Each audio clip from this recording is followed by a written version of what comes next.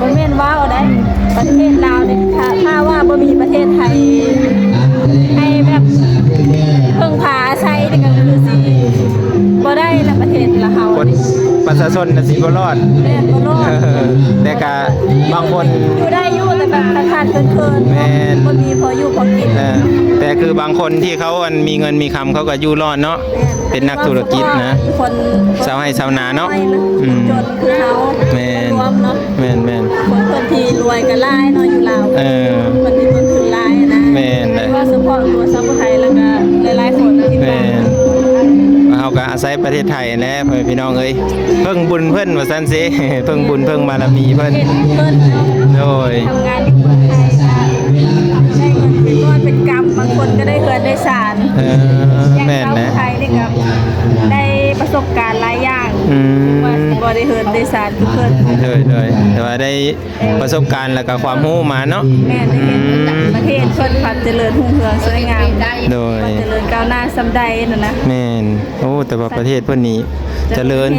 เจริญเพิ่นเลยไปเห็นแล้วก็ อยู่ต่างประเทศ แม่น ก็เขาอยู่สหรัฐอเมริกาอยู่ แบบคือคนลาวเฮาเนาะบางทีไปหาเงินหาคำก็คันบ่มีภาระอยู่บ้านบ่อยากมาซ้ำ แม่โอ้ย หาเงินสะดวกเนาะ ว่าวันนี้เนาะ FC ก็ว่า FC ก็ไลฟ์โหยกันถามว่าชาวพุทธไทยบ่อยากมาทำงานในประเทศไทยบ่เป็นหยังคืออยู่บ้านชาวพุทธไทยอยากไปเจอสิคาดแล้ว FC แต่ว่าด้วยภาระและหน้าที่ แม่น พอเสียแล้วก็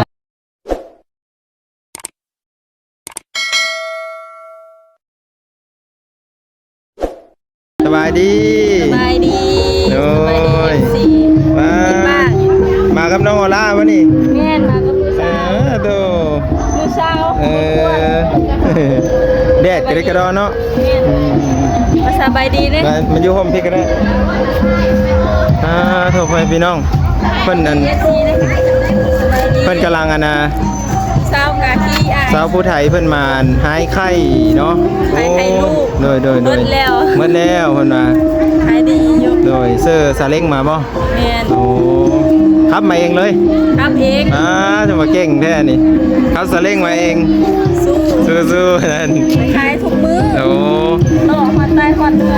แต่ว่าต้องได้ต้มไปนำบ่ต้มก่อนบ่ แล้ว โอ้ไข่ซุกเนาะ ใกล้ๆเป็นสดเลย โอ้โดย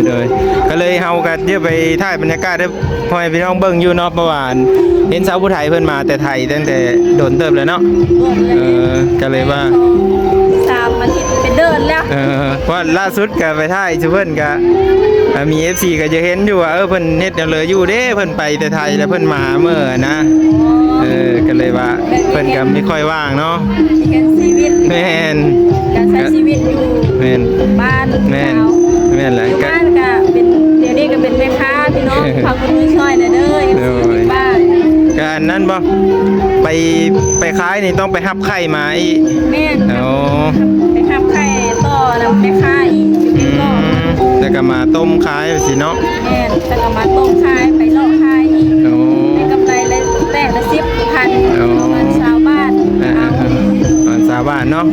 กำไรก็ ไปบ่หลาย น้อยเดียวเนาะกำไรมิ่นๆทุกคนเอ้ย ลงทุนหลาย พี่เข้ามาอยู่ห่มเบิ่งวันนั้นคือว่าห่มบัดแดดอยู่เฮานั่งนี่ก็ได้พอดีเพิ่นอันนั้นได้ทุกคนมางานศพนี่คือกัน แม่น โอ้เพิ่น ขาย บ้านเฮานี่ไม่ค่อยมีได้แบบนี้เนาะถ้าก็เป็นงานศพนี่ก็คือศพอยู่ที่บ้านดอนแดงเด้อพ่อแม่พี่น้องเด้อ เงินเอง แม่น จะพรแห่งสวรรค์ เจ้าก็ได้เอาลง YouTube อยู่บ่ บ่ค่อยได้เอาลงบัดได้ โอ้ ช่วงนี้ ไม่ค่อยมีเวลา ขายของกับเวลาจนบ่มีเวลาถ่ายคลิปลงให้ FC เบิ่ง โดย จะได้ก็ฝาก FC เป็นกำลังใจให้คนสู้ชีวิตเด้อ โดยหรือว่าเอาลงทาง Facebook บ่ ทาง Facebook นะ โอ้ ตั้งเฟซใหม่ โอ้ เด้ ทางเฟซใหม่ ชื่อแม่เลี้ยงเดี่ยวทองไทย เป็นภาษาไทยเนาะ แม่ฝากเข้าไปติดตามเด้อ ใกล้สิฮอด10,000คนแล้ววะนี่ ใกล้แล้วยังเหลืออีก 3,000 ได้3,000 7,000 ปลายเวลาเปิดได้เดินเดียว เดินเดียวพ่อแม่พี่น้องไปเปิดอยู่ไทย แม่นเดินไทยเลย เปิดอยู่ไทยแล้วเพิ่นก็กลับมา ช่องเก่าที่เปิดอยู่ลาวนะบ่ผ่านเลย อ๋อ เฮ็ดครบตามกฎเกณฑ์แล้วแต่ว่าบ่ผ่านใช้ข้อมูล มันบ่ขึ้นอันนั้นให้เนาะ ต้องได้ไปอาศัยประเทศไทยเนาะยืมประเทศไทยก่อนนี่ แม่ก็ขออนุญาต FC ประเทศไทยมีคนขุดลายเนาะ ที่จะได้แล้วแบบประเทศเฮามันบ่สามารถสร้างรายได้ได้เนาะก็อาศัยประเทศเพิ่นนี่แหละก่อนพ่อพี่น้องเอ้ย บ่แม่นว้าวได้ประเทศลาวนี่ถ้าว่าบ่มีประเทศไทยให้แบบเพิ่งพาอาศัยนี่ก็คือสิบ่ได้ละประเทศละเฮา คนประชาชนน่ะสิบ่รอด แม่นบ่รอด แต่ก็บางคน อยู่ได้อยู่แต่แบบขาดๆเคินๆ แม่น บ่มีพออยู่พอกิน แต่คือบางคนที่เขามีเงินมีคำเขาก็อยู่รอดเนาะเป็นนักธุรกิจนะ คน ชาวไร่ชาวนาเนาะ คนจนคือเฮา แม่น รวมเนาะ แม่น คนที่รวยก็หลายเนาะอยู่ลาว คนที่มันคือหลายนะ แม่นเลย ว่าเฉพาะตัวชาวไทยแล้วก็หลายๆคนที่ แม่นเฮาก็อาศัยประเทศไทยแหละพ่อพี่น้องเอ้ยเพิ่งบุญเพิ่นว่าซั่นสิ เพิ่งบุญเพิ่งบารมีเพิ่น เห็นเพิ่น โดย ทำงานอยู่เมืองไทยนะได้เงินเป็นก้อนเป็นกำบางคนก็ได้เฮือนได้ศาล อย่าง แม่น ชาว นะ ไทยนี่ก็ได้ประสบการณ์หลายอย่าง อืม ว่าบ่ได้เฮือนได้ศาลคือเพิ่น เลยแต่ว่าได้ประสบการณ์แล้วก็ความรู้มาเนาะ แม่ได้เห็นประเทศเพิ่นพัฒน์เจริญรุ่งเรืองสวยงาม โดย เจริญก้าวหน้าสำใดนั่นนะ แม่นโอ้แต่ว่าประเทศเพิ่นนี้เจริญ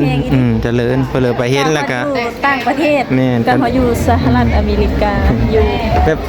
คือคนลาวเฮาเนาะบางทีไปหาเงินหาคำก็คันบ่มีภาระอยู่บ้านบ่อยากมาซ้ำ แม่โอ้ย หาเงินสะดวกเนาะ ว่าอันนี้เนาะ FC ก็ว่า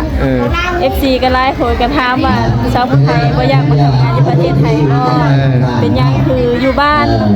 ชาวไทยอยากไปเจอสิคาดแล้ว FC แต่ว่าด้วยภาระและหน้าที่ แม่น พ่อเสียแล้วก็บ่มีคนอยู่นำเป็นหญิงคนอยู่นำยาย เนาะ ยายก็เฒ่าแล้ว ไม่มีเพิ่นเลยเลี้ยงลูกซอยเด้เนี่ยเนาะ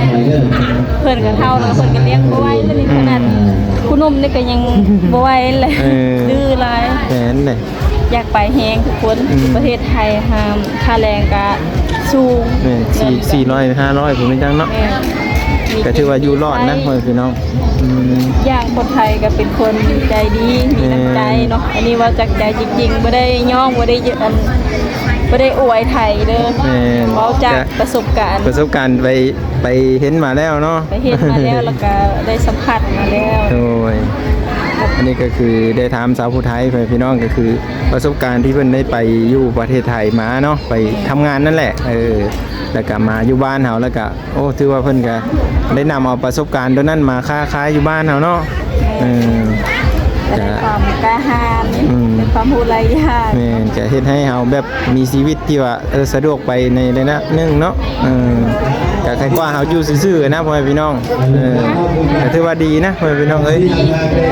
เนาะเพิ่นก็มีประสบการณ์มาจากคุณแต่ว่าสาวผู้ไทยนี่แหละบ่ค่อยได้ลงแล้วทางช่อง YouTube เนาะ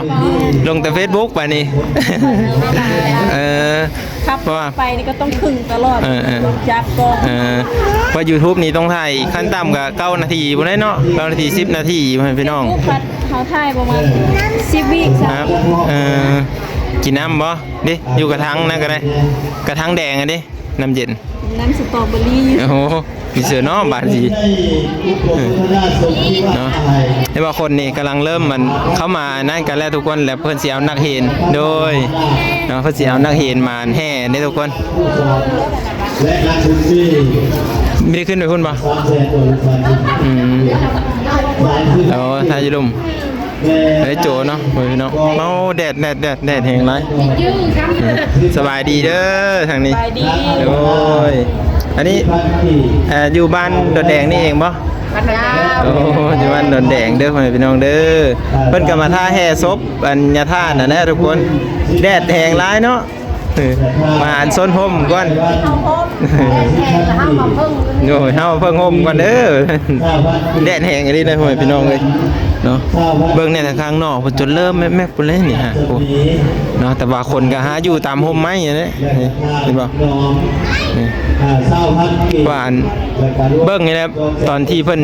จะได้แห่นะว่าสิจังโมงเนาะตอนนี้ก็คือบ่ายโมง23นาทีได้ทุกคนบ่ายโมง23นาทีได้แต่ว่าคนเต็มอยู่ได้ปุ่นทางปุ่นเห็นบ่แถวอันห่มกกไม้นะเต็มหมดเลย คนร้ายแห่งเนาะเดี๋ยวบ้างอาจารย์ถ่ายให้เบิ่งเด้อพี่น้องเด้อ